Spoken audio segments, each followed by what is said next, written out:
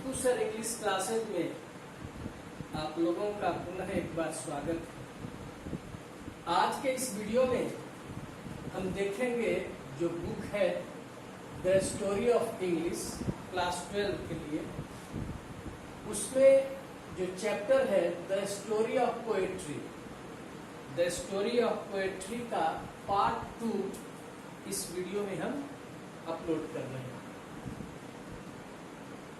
Part 1 upload कर चुके हैं, पार्ट 2 में हम इम्पोर्टेंट बातों को देखेंगे। पहला पॉइंट है the 17th century is called of an age of transition and an age of revolution।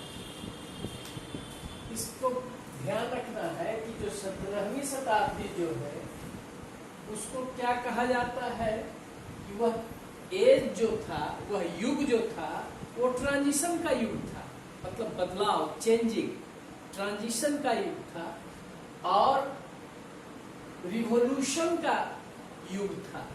Revolution मतलब क्रांति, मतलब इंग्लिश पोएट्री में 17वीं शताब्दी में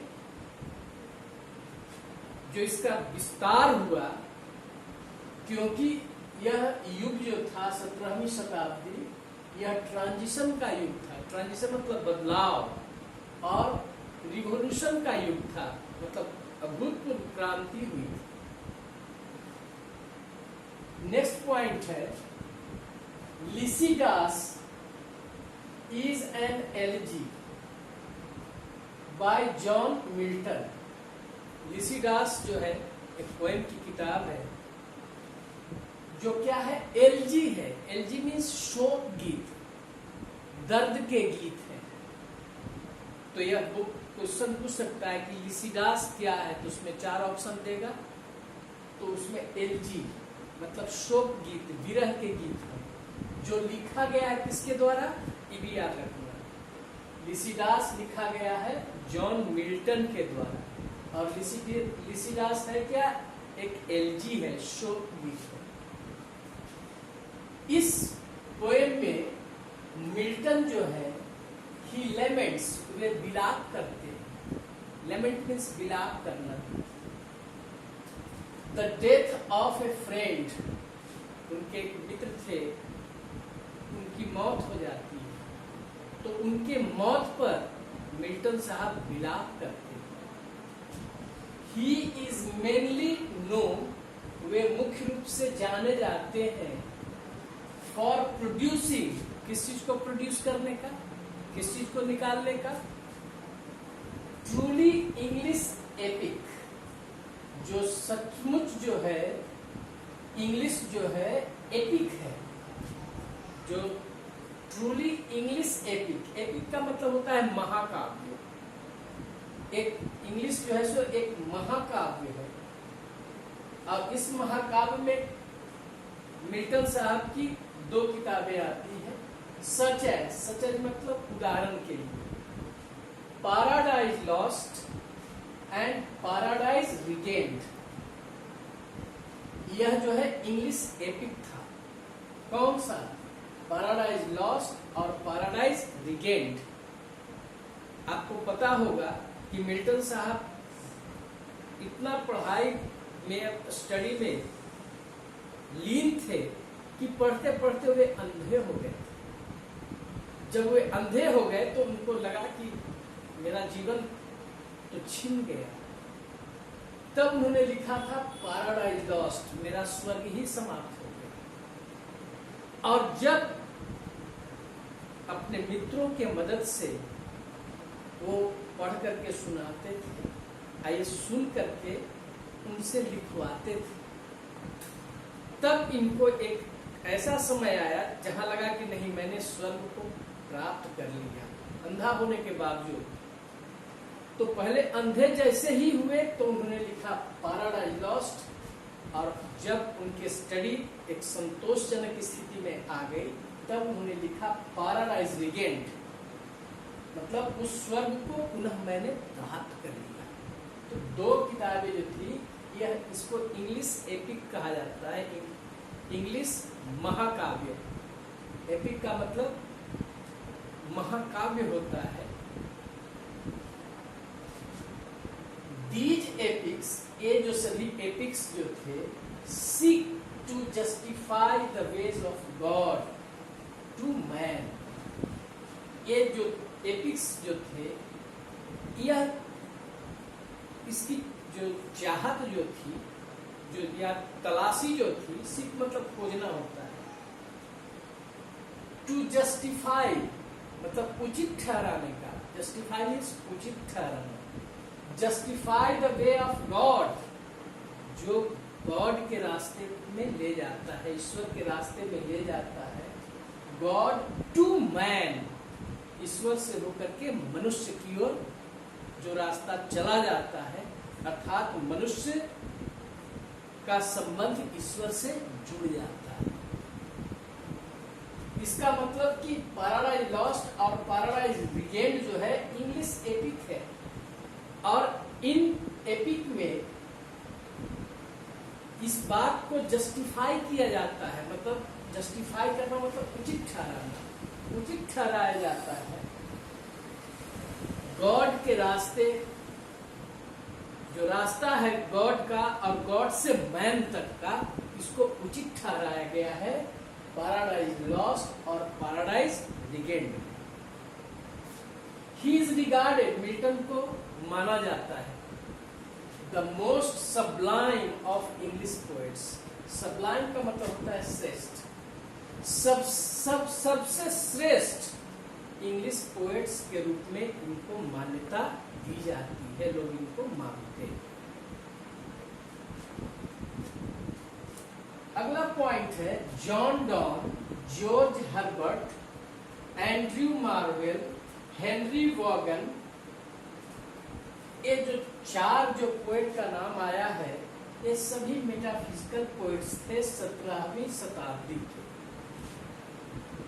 तो मेटाफिजिकल पोएट्स में चार का नाम आया है, John Donne, George Herbert, Andrew marvel और हेनरी वॉगन। ये सभी कौन थे? मेटाफिजिकल पोएट्स थे, आध्यात्मिक कवि थे। और इन कवियों में John Donne was the leading figure. ये जो थे लीडिंग फिगर थे, मतलब अग्रदूत थे, नेतृत्व करता थे। इसलिए देखिए सबसे पहला नाम जॉन डॉन का आया।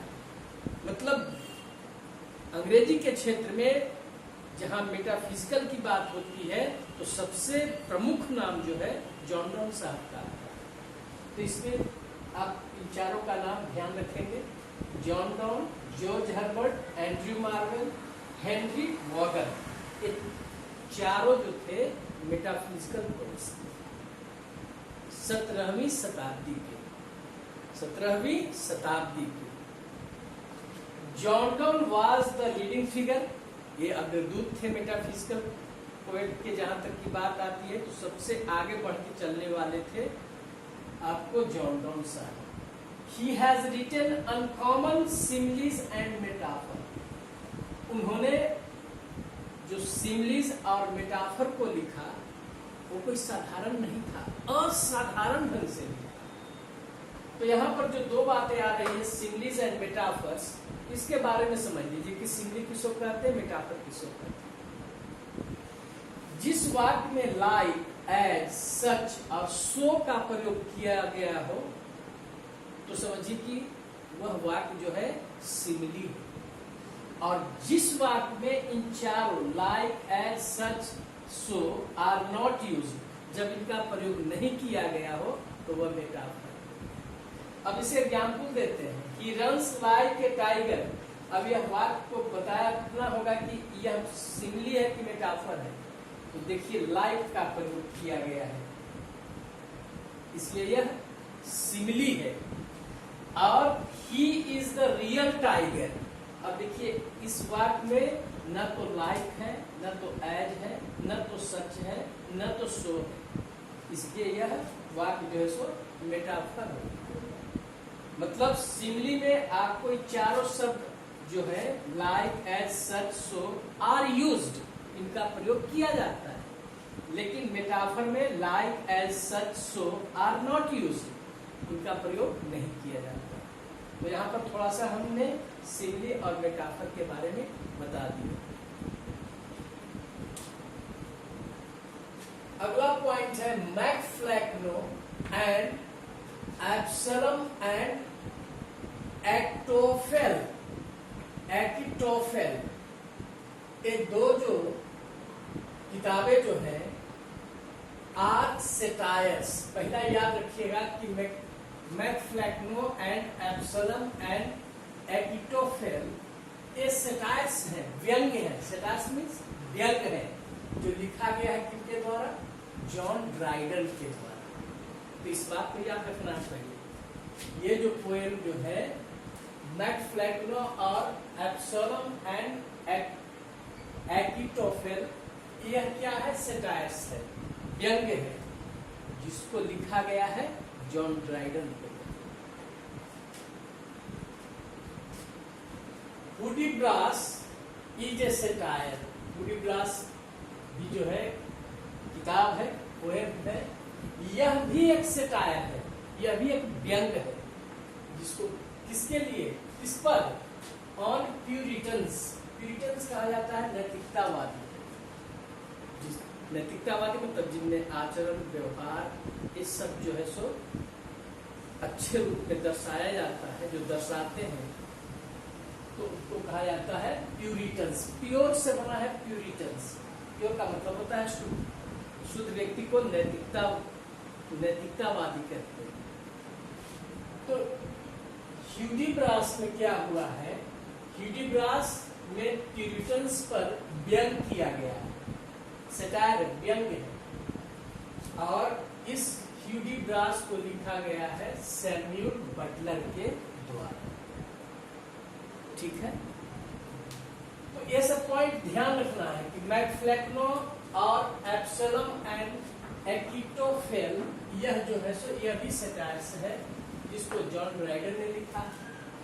और ह्यूडिब्रास भी एक सेटायर है, किस पर व्यंग्य है? प्यूरिटन्स पर, जो नैतिकतावादी होते हैं। यह भी जो लिखा गया है ह्यूडिब्रास, यह लिखा गया है सैमुअल बटलर के द्वारा। तो सब एक एक नंबर का क्वेश्चन जो है, इससे आपको थोड़ा सा ध्यान रखना पड़ता है, याद करना पड़ता है। 18th century is called Augustan age। पहले ही इस वीडियो में बता चुके हैं कि 18वीं शताब्दी को कहा जाता है ऑगस्टन एज। ऑगस्टन एज में बहुत अच्छा विकास हुआ था और वह सर्वश्रेष्ठ काल था। ऑगस्टन एज का मतलब सर्वश्रेष्ठ काल। तो उसको याद रखेंगे। क्वेश्चन उलट के ही पूछ सकता है कि ऑगस्टन एज किस शताब्दी को कहा जाता है? तो 18वीं शताब्दी। या 18वीं शताब्दी को क्या कहा जाता है? तो ऑगस्टन एज कहा जाता है। अलेक्जेंडर पोप, इस ऑगस्टन एज में Alexander Pope was the representative poet of this century. मतलब 18वीं शताब्दी में अलेक्जेंडर पोप जो थे वही प्रतिनिधि थे, पोएनियर थे, अग्रदूत थे, वैसे पोएट थे 18वीं शताब्दी।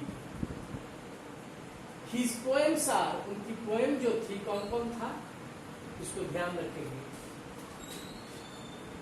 4 pastorals, Rape of the Lock, The Dunciad, और Epistle to Dr. Arbuthnot। ये इनकी जो 4 जो है प्रमुख पोएम्स हैं, किनके? Alexander pope. तो इसमें ज्यादा आपको पूछता है द डंसियाड और रेप ऑफ द लॉक, ये ज्यादा पूछता है। लेकिन एक बार ध्यान इसको जरूर रखेंगे कि इनके पोएम्स अलेक्जेंडर पोप के कौन कौन से पोएम थे? The 4 pastorals, Rape of the Lock, The Dunciad और Epistle to Dr. Arbuthnot। His poetry is noted। इनकी जो पोएट्री जो है वह फेमस प्रसिद्ध है किस चीज के लिए? For verbal intelligence. वर्बल मतलब मौखिक, वर्बल इंटेलिजेंस और विट। इंटेलिजेंस का मतलब तो हो गया आपका जो ब्रेन का जो एक सोच है, बुद्धिमत्ता है, तेजी है उसका, और विट का मतलब होता है बौद्धिक। तो उनकी पोएट्री किस लिए फेमस है? वर्बल इंटेलिजेंस और विट। वर्बल मतलब मौखिक, इंटेलिजेंस इंटेलिजेंट से बना है जो मानसिक तेजी को दर्शाता है, और विट विट मतलब बौद्धिक क्षमता को दर्शाता है। अगला पॉइंट है the leading romantic poets of the 19th century. 19th century के जो लीडिंग रोमांटिक पोएट्स थे वो कौन कौन थे? 19वीं शताब्दी के रोमांटिक पोएट्स। रोमांटिक के बारे में पिछले वीडियो में बताया है। रोमांटिक का मतलब होता है जिसमें कला, साहित्य, प्रेम, वीरता की भावना और कल्पना, उसे रोमांटिक कहा जाता है। तो romantic poets, leading romantic poets जो अग्रदूत थे, रोमांटिक पोएट्स जो थे, इसका नेतृत्व करता जो थे रोमांटिक पोएट्स के 13वीं शताब्दी में, 19th सेंचुरी में, वो कौन कौन थे? James Thomson, Robert Blair, William Collins, Thomas Gray, Robert Burns और विलियम कॉपर। ये जो पोएट्स थे 19वीं शताब्दी के लीडिंग मतलब अग्रदूत रोमांटिक पोएट्स। तो लीडिंग रोमांटिक पोएट्स 19वीं शताब्दी के जो थे वो कौन कौन थे? James Thomson, Robert Blair, William Collins, Thomas Gray, Robert Burns और William Cowper. Their love for nature, उन लोगों का जो प्रेम जो था प्रकृति के साथ, एंड प्रेजेंटेशन और अपने को प्रस्तुत करना, पेश करना, प्रस्तुत करना, किस चीज को? ह्यूमन फीलिंग्स को, मानवीय भावनाओं को, in simple language are noteworthy. Simple सी भाषा में, सरल भाषा में, आर नोटवर्दी। नोटवर्दी का मतलब होता है महत्वपूर्ण। नोटवर्दी का मतलब महत्वपूर्ण।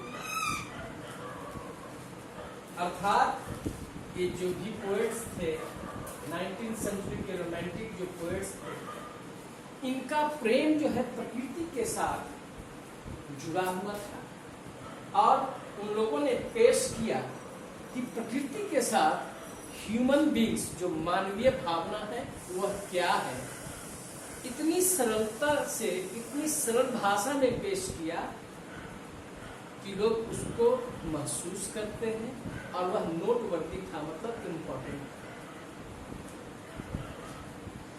अगला पॉइंट है my love is like a red red rose. यह जो पोएम जो है यह लिखा गया बाय रॉबर्ट बर्न्स। याद रखेंगे, my love is like a red red rose, इसके द्वारा लिखा गया था, रॉबर्ट बर्न्स के द्वारा। And elegy written in country churchyard, एक और आया है, elegy written in country churchyard, यह लिखा गया था थॉमस ग्रे के द्वारा। ये दोनों जो है सो रोमांटिक पोएम्स। कौन कौन था? My love is like a red red rose जो लिखा गया था रॉबर्ट बर्न्स के द्वारा, और एलजी का मतलब होता है शोक। Elegy written in country churchyard, यह जो पोएम जो था लिखा गया था थॉमस ग्रे के द्वारा। ये दोनों कैसे पोएम्स हैं? Romantic poems. Lord Byron's work, जो लॉर्ड बायरन्स जो पोएट हैं, इनकी कौन कौन सी किताबें जो हैं इसको याद रखेंगे। लॉर्ड बायरन्स वर्क, वर्क मतलब जो उन्होंने लिखा, वो कौन कौन था? Manfred, Cain, Childe Harold, Vision of Judgement. तो इसमें चाइल्ड हेरोल्ड जो है ज्यादा महत्वपूर्ण है, ये हमेशा पूछता है। यह लॉर्ड बैरन्स के वर्क में सबसे इंपॉर्टेंट है चाइल्ड हेरोल्ड। ऐसे याद रखेंगे, कुछ बार ध्यान देंगे कि कौन कौन से इनके वर्क हैं। किनके? लॉर्ड बैरन्स के। उन्होंने क्या क्या लिखा? उनके पोएम है मैनफ्रेड, कैन, चाइल्ड हेरोल्ड और विजन ऑफ जजमेंट। इनकी महत्वपूर्ण जो है सो पोएम्स। तो इस तरह से आपका जो द स्टोरी ऑफ पोएट्री था, इसका पार्ट 2 जो है समाप्त होता है। फिर इसका पार्ट 3 हम नेक्स्ट क्लास में चलेंगे।